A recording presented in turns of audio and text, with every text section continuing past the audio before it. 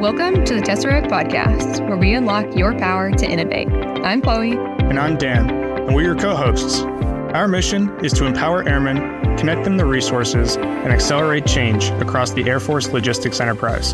Specifically, our team works as an innovation accelerator assigned to the Air Staff Logistics Directorate, where we partner with airmen to operationalize the new sustainment strategy. It is, sir. Great. Welcome to the Tesseract Podcast. Good afternoon, everyone. We are here at the Tesseract Podcast with Mr. Dean Blake. Sir, if you want to introduce yourself?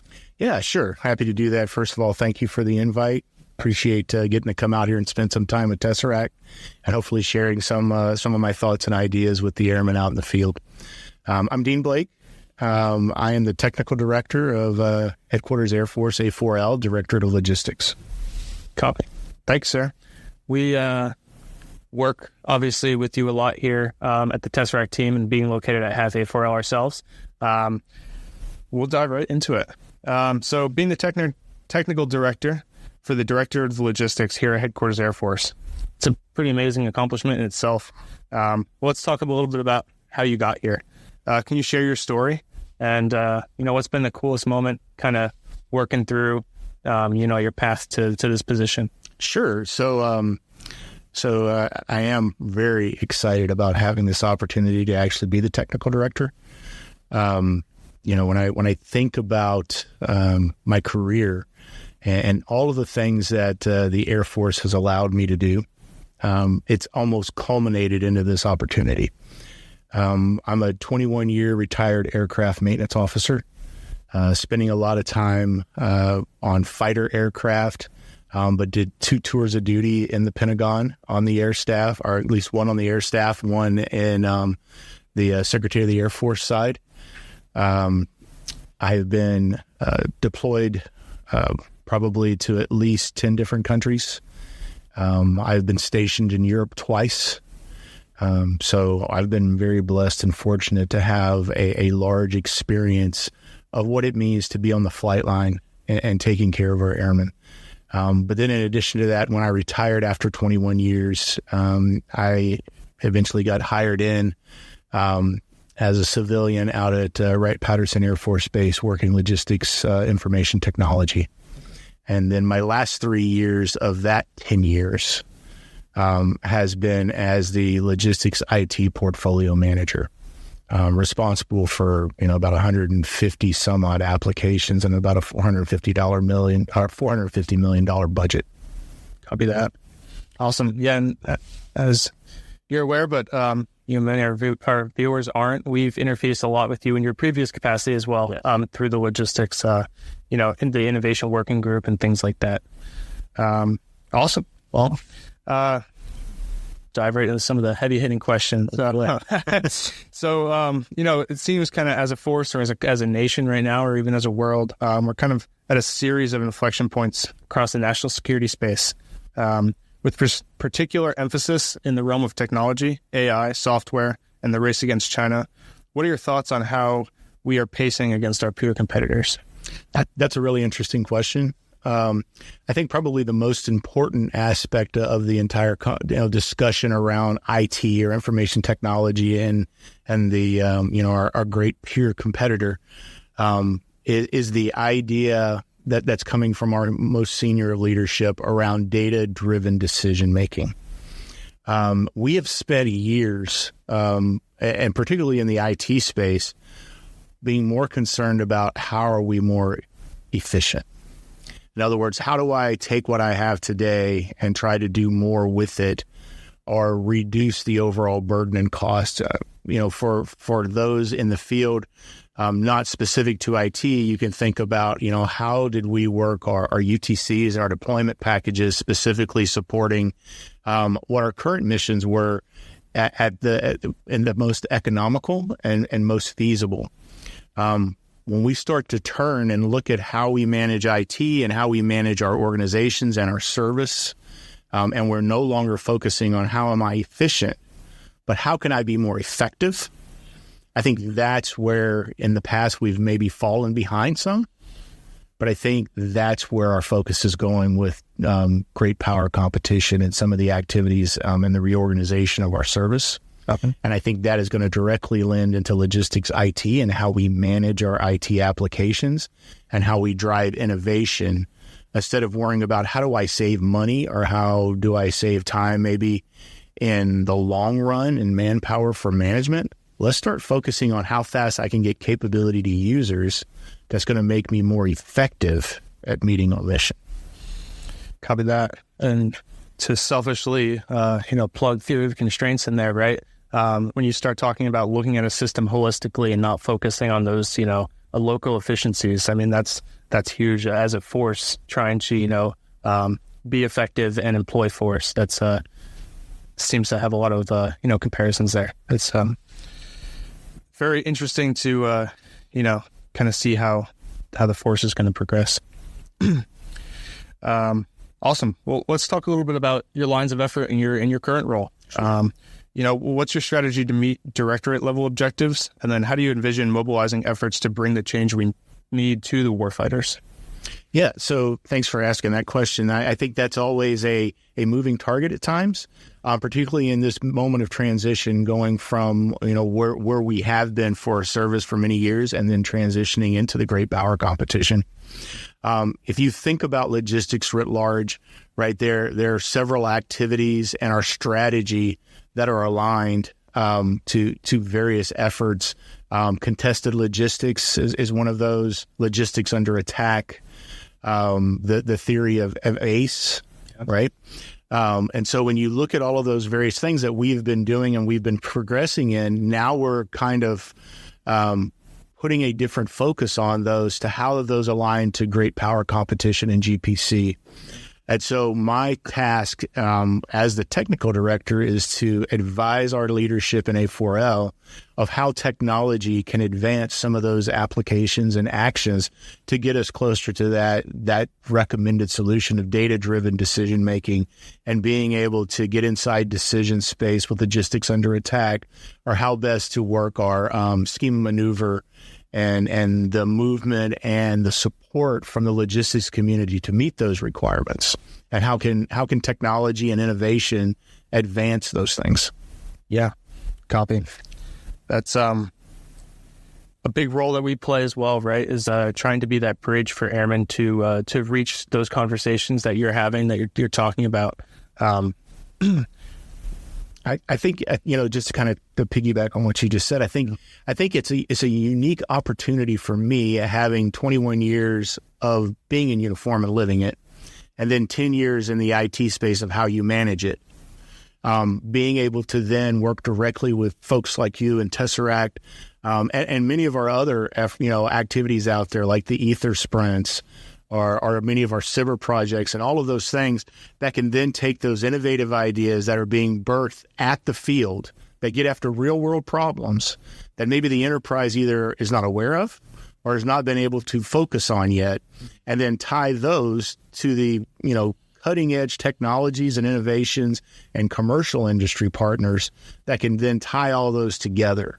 And so having the opportunity to see what airmen are struggling with, but also solving, and then having the opportunity to see where in the commercial world those same similar activities may be being solved, and then just being that connective tissue that says, let's look at it this way. Yeah, is one of the most awesome jobs I've ever had in the Air Force after 33 years.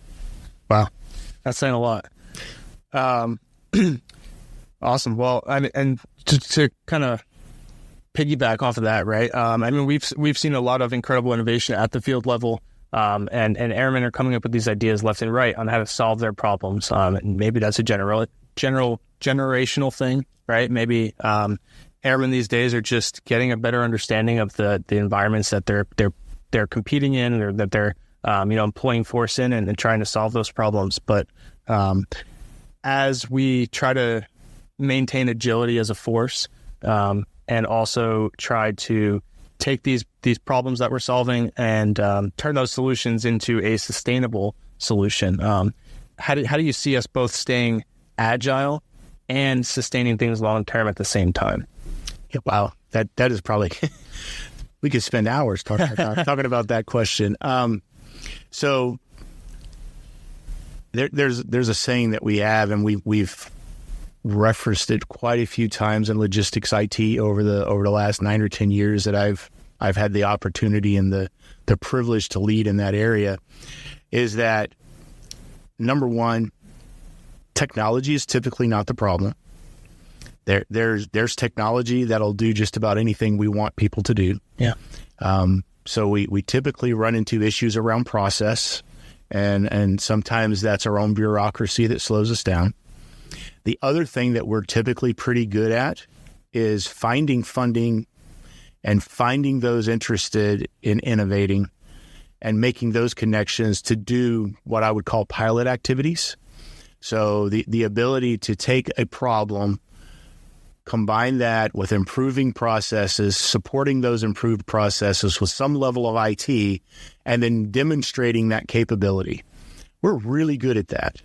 And, I can name hundreds of efforts that we've participated in, but at the end of that, I can only name of probably a handful that ever made it beyond what I was going to originally talk about, which was the valley of death for logistics IT, which is that wonderful transition from going from a wonderful idea that's a lot of times bottom-up driven by airmen, and then getting it into an enterprise solution that's funded and sustained long-term.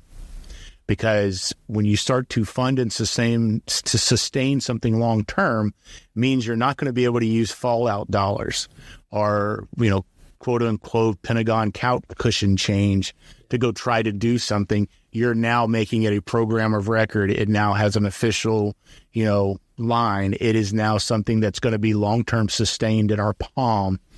And to do that, you're 2 years out just to get something into the palm. And then there's trade-offs to even getting into the palm. And so I think that's the most difficult part, is how do you transition something from pilot to a program of record that is sustained. But we have made some great strides in how we manage our applications and how we manage our innovations that Tesseract is very familiar with and has been really on the cutting edge of actually getting some of those type of capabilities to our field and to our users by building the bridge over that valley of death and getting us to where we're actually sustaining things with real money. Torque as an application, if the field's not familiar with it, I'd recommend just doing a little research on Torque. That was one of the efforts that has been a highlight of my career to see get fielded at such a rapid fashion and then sustained and into the log IT portfolio as a program. Awesome. Yeah, I'm not going to say that I don't think anybody's figured it out yet, right? We here at Tesseract are working towards, a seamless integration process where an airman can come to us with an idea and we can turn that into a solution that provides value to, airmen across the enterprise, but then can be sustained. We're definitely working towards it. And like the conversation we just spent 3 hours having, will get us a little bit closer to there. But a little charge to the field. There's a lot of these processes out there that are, they get pretty deep, right? They're long and they can have a lot of steps. But I think if we're all coming from the right place, right? And we all want to get these technologies and these solutions to the people who need them, and try to help airmen do their job the best they can, right? To get after the missions that they're challenged with. So I think just keep in mind that everybody's getting after the same thing, and that is getting people the technology that they need. Sometimes when we're out there on the flight line turning wrenches, we forget that, right? I think it's kind of tying that to what you just said. Something that General King, our Directorate, says a lot, and I've heard him quoted. I believe General Miller has been quoted saying this, but we're asking our airmen to maintain fifth gen and soon to be greater aircraft using third and fourth gen test equipment with second gen age.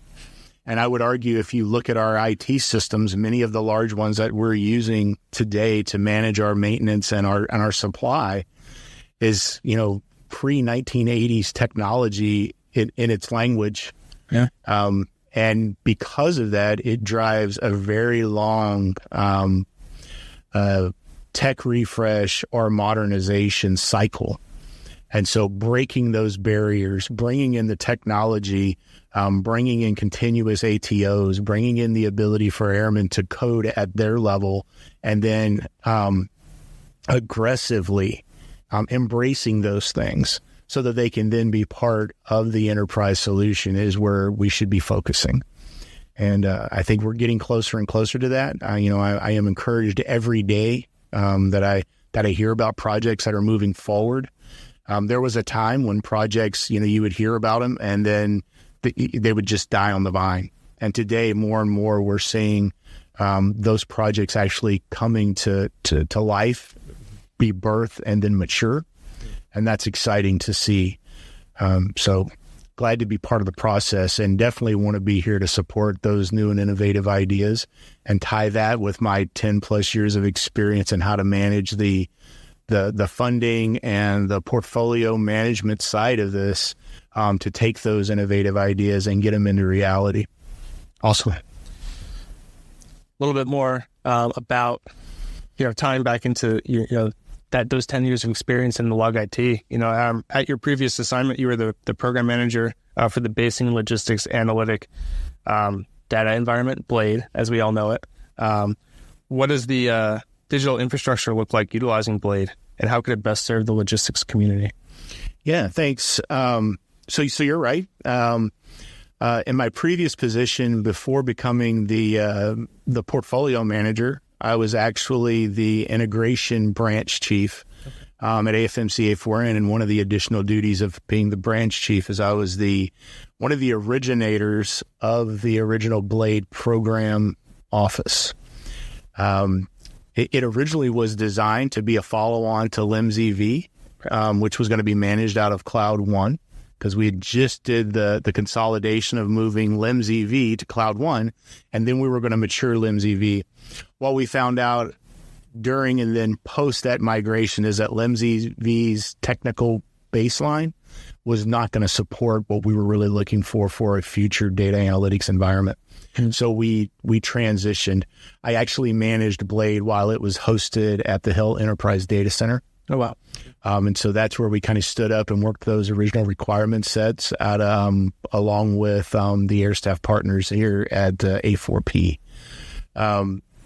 Once we decided that we needed to think more jointly, and that we knew that there was already an environment that had already been stood up leveraging AWS, and it was being managed at the OSD level with Advana.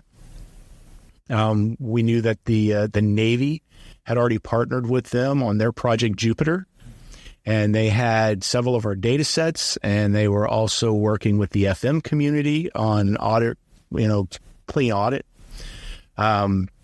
We embraced that idea because we could then partner with them directly, and basically build out our own little neighborhood that became Blade.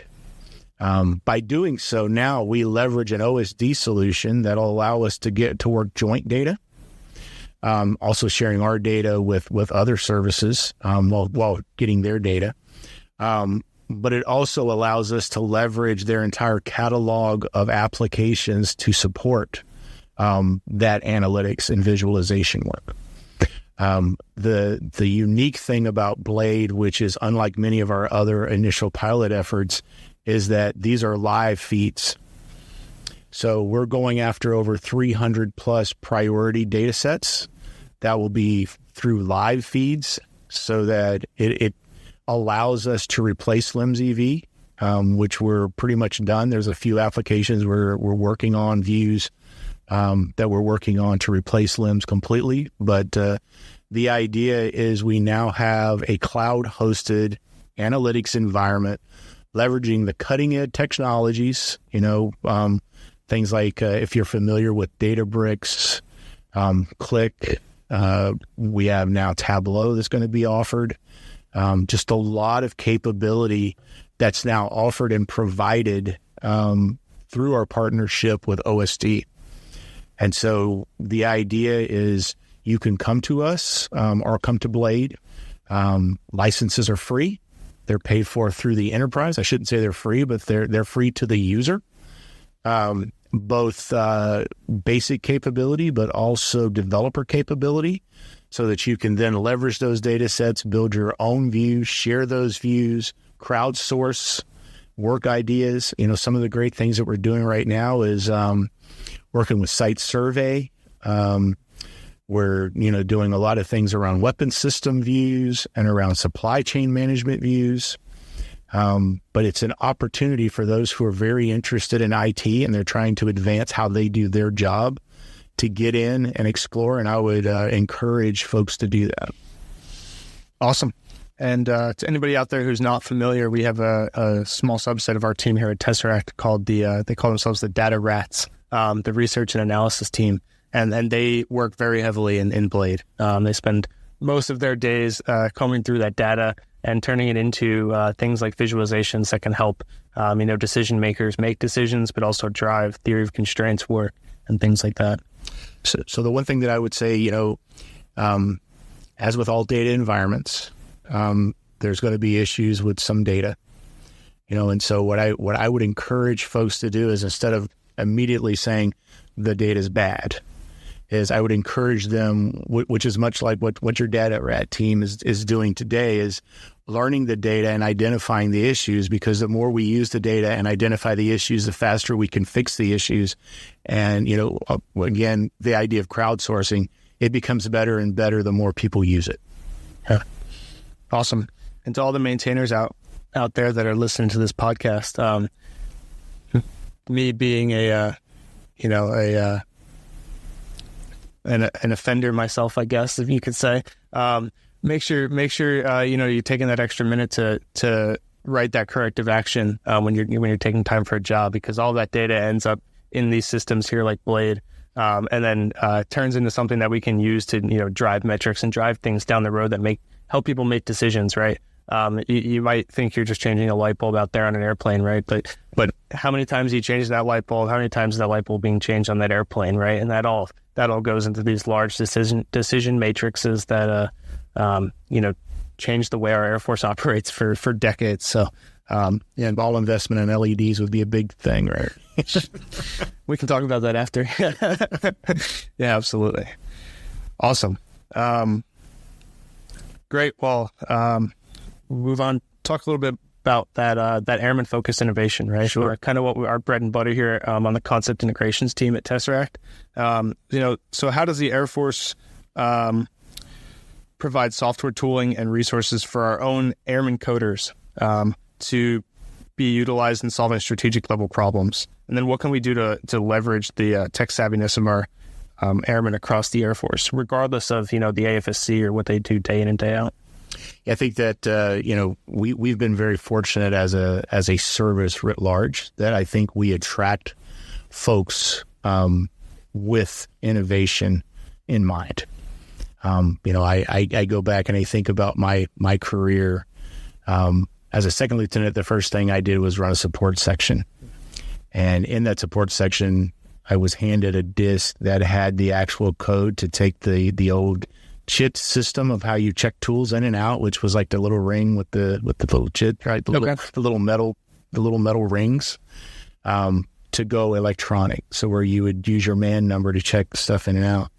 And between me and a very tech savvy staff sergeant, we were able to crack into that disk where somebody else had created it at another fighter base, and basically change everything in there to align to our location. And within about a summer, we were able to field that at our location. But that was because the staff sergeant that supported me at that time was a crew chief, working in a support section, and had no formal training in basic or code or anything like that, but just had an interest. And so I think that's has only expanded, right? But there's many opportunities. There's many different, Tesseract is a prime example of how do you get into, airmen-driven ideas and getting into doing what you do. And, you can look at the manpower and the makeup of our organization in Tesseract and see the varying skill sets across across the logistics community that are now actually doing some level of coding right here.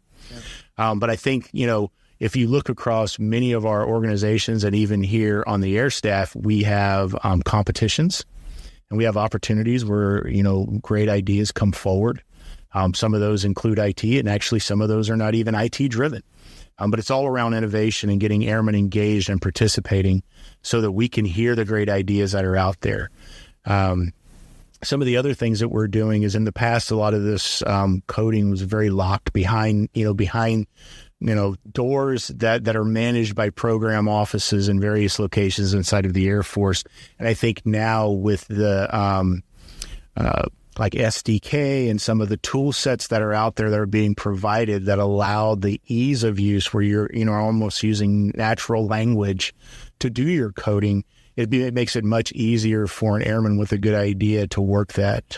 The last thing that I really would like to really foot stomp in this is leveraging the ability to do automation around our applications. So we have invested in the it's really like a bot center of excellence with PEO Bez, so that we're working with citizen developers who are writing scripts that would typically take, many man hours to pull data from multiple applications or whatever.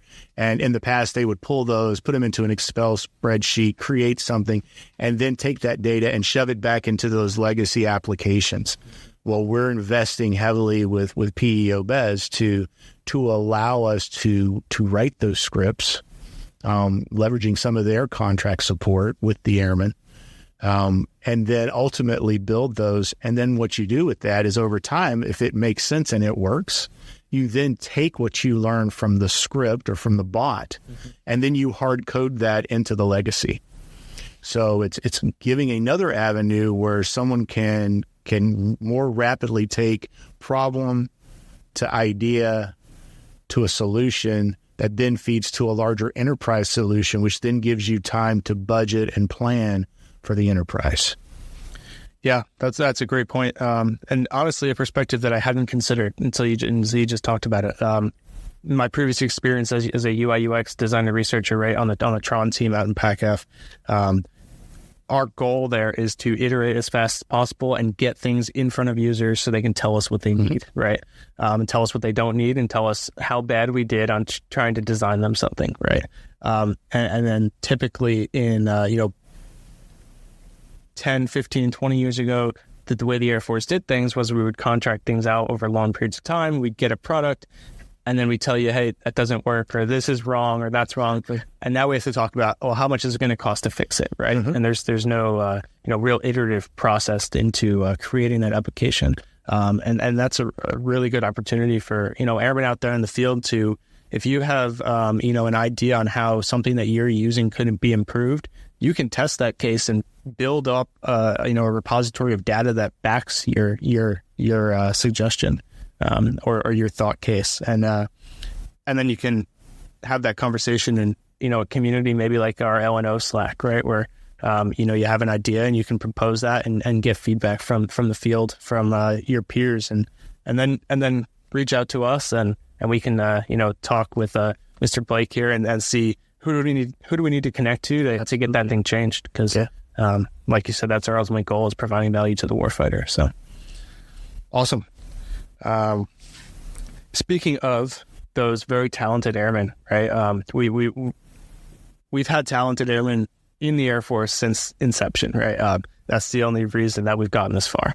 But in the past, we have had talented airmen in positions where they are asked to perform specific tasks and not much outside of those tasks, right? A lot of times now, when we talk about multi-capable airmen, or even just airmen who, are multi-capable inherently, because they have experience from the outside and things like that. What steps do you think that we can take from a talent management standpoint to leverage the innovative mindset and these, specific skills that airmen have across the Air Force in the technology space? Yeah, so that's a hard one. So first of all, there are opportunities, just like the position that you're sitting in, right? They're targets of opportunity as people rotate in and out of these, just like your previous opportunities, and then this current opportunity, where you have the ability to apply and to get brought into that. Because what it does is it combines, for a lot of folks, it combines their desire to do coding, right, or specifically, but it leverages their technical background in whatever their AFSC is. So it kind of is like the best of both worlds. I kind of look back on my career and it's very similar, right? The fact that I think I've been fairly effective working logistics IT is because I've been on the receiving end of IT. I understand why it's important and why we should be doing what we're doing, which makes for me to be a strong advocate when we're talking to people about the value of what we're doing. I think those opportunities are out there. I think that at every location there are those problems, and that spans not just a logistics career field, but I mean across the spectrum. Our airmen are dealing with challenges every day. And, I look at those challenges as opportunities to improve. So if you're a coder or if you're someone who's high on the IT spectrum and are interested in those things, I wouldn't say wait for the opportunity to get a specific position to do those things. I would say work with your leadership at your location to embrace what you're passionate about and to do things to improve, because you never know, that one thing that you may go after could be the one thing the enterprise has been waiting on and have just not had the time or resources to go after. Yeah. So, there are targets of opportunity. There are avenues to pursue outside of, say, your primary AFSC to get into this type of an innovative environment. But I would argue that those is kind of like going from playing high school football to going to the NFL, right? The slots are just so few that I would not wait for those opportunities, and I would attack those at the point of use, probably where you feel the pain a lot more than we do, because we're so many degrees separated from it now. Absolutely, yeah, and we harp on that a lot here. That separation, the fact that every day that we spend here on the team is one day that we're spending out of the warehouse or off the flight line, right? Another inch or honestly another mile away from that pain point. And so we really heavily rely on, those warfighters to make those changes and make those suggestions and build those teams of like-minded individuals to solve problems. And we more serve as less of those innovators themselves, those people trying to solve problems, and more of how do we, connect with people like yourself, right? And people around the Air Force who can help you solve those problems. Yeah, that's a great point. And I push everybody listening to this podcast today to take every opportunity that you're offered, right? We're offered a lot of great opportunities in this force, and sometimes they don't align perfectly, right, with a plan that we had or something like that. Every opportunity I've been given so far hasn't aligned with my overall plan, right? But it's reshaped the way I look at the force and I look at life in general, and not everything's going to be 100% what you expected it, but it's all going to be great in the long run. And take what you can, because there's some great opportunities out there. And if you can't find one, create one, because it's not hard to do. Awesome. With getting back a little bit towards readiness and the GPC context and things like that, with logistics directly correlating to readiness and sorted generation, how does logistics information get reclassified from business to war data? Yeah, so there's a couple different ways of looking at that question. Sure. So I think probably the way I'd like to start, the immediate answer that people want to talk about is the aggregation of data. Yeah. Right? They want to say, well, I have many defense business systems, and then when I aggregate all of this data, I now start to question, number one, its classification. Is it really defense business data, or is it mission critical data? What kind of data is it, and does the aggregation change things? I would say that's a interesting discussion, and you could probably argue about it for days and days and days. But the bottom line is that security classification guides drive what classification your data is and the aggregation of such data and how that could then be translated. Yeah. So I would not worry so much about that when I talk about how do I leverage data in a data-driven environment to make wise readiness decisions. I would focus more, instead of worrying about the integration or the aggregation of data, and I would focus more on how do I innovate with that data? How do I take that data, make those decisions as rapidly as possible? And then how do I manage the applications that provide that data to allow them to be modernized faster? So, we talked about this a little bit earlier before the podcast as we were just introducing her, sitting around chatting, but defense business systems versus warfighter mission systems are managed differently. And there is an argument that can be made depending upon what your application is truly used for, whether it's considered business or it could be considered warfighter. Both of those have two very different processes to go down to improve and increase requirements. That drives everything from how you classify them in our large IT application system that tracks how you spend money on it, what kind of money you can spend on it, how do you POM for it, all the way down to how do you modernize. And so as we're looking at GPC and as the technical director, is thinking through this, some of the things that we're considering right now is some of our long-term defense business systems, in quotes, are those really warfighter mission systems? And if so, should we start to consider the reclassification of them to allow us to manage them more in line with command and control versus, how you account for something? Okay. All right. Well, one of the segments we've done previously in the podcast, and I think recently we might have strayed away from it, but is some of these rapid fire questions. Okay. All right. And so we'll run into some of these, and then we'll give you some last licks and what you want to leave the field with. But okay. If you were an Avenger, which Avenger would you be? Thor. Favorite musical instrument? Bass. iPhone or Android? iPhone. Star Trek or Star Wars? Star Wars. Okay. Favorite character in Star Wars? Chewbacca. Good choice. You're going on vacation? Where are you going? Beach. The beach. Anyone in particular? Any beach close to Charleston. So Isle of Palms, Folly Beach. Okay. Awesome. It's just where I grew up. So. Yeah. Okay. Favorite Indiana Jones movie? The first one. Okay. Raiders of the Lost Ark. Copy. And then what is your superpower? Oh, wow. I want to say integration.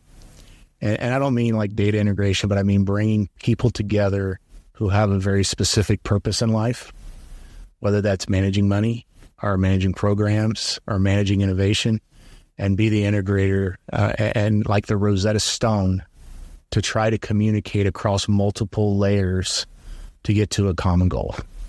Yeah. Awesome. I'd say it's a great superpower. Thanks. And then, all right, anything you want to leave the field with? Don't stop innovating. I think that's the most important thing, is you can be frustrating. And if you talk to folks who've hit that valley of death that I talked about earlier, it almost will drive you not to be motivated to do things, but understand where we are and what we do as a service and what it means to you, to the prosperity of our nation, to our service, to our families. And I would say that you're obliged to innovate. We don't get better by admiring what we've done in the past. We get better by thinking of how do we do more things in the future. Not all things will be successful, and we learn from failure. So don't sit and stagnate, because you're either moving forward or you're not. So just keep doing what you're doing. I appreciate every airman out there and what they do. And I'm here really to support you, right? I serve you. So you can find me on Global. It's peter.blake.2@us.af.mil. I'd be happy to address or answer any questions that you have. But I serve you. And I'm excited about the opportunity to be the technical director and for the opportunity to have the interview today. Thanks so much. Thank you, sir. Happy to have you. Any references to trademarked, copyrighted, or protected products or services, such as books, movies, or businesses, are used here for the limited purpose of education and professional development of Air Force airmen. If you have any questions, please contact us at www.tesseract.af.mil.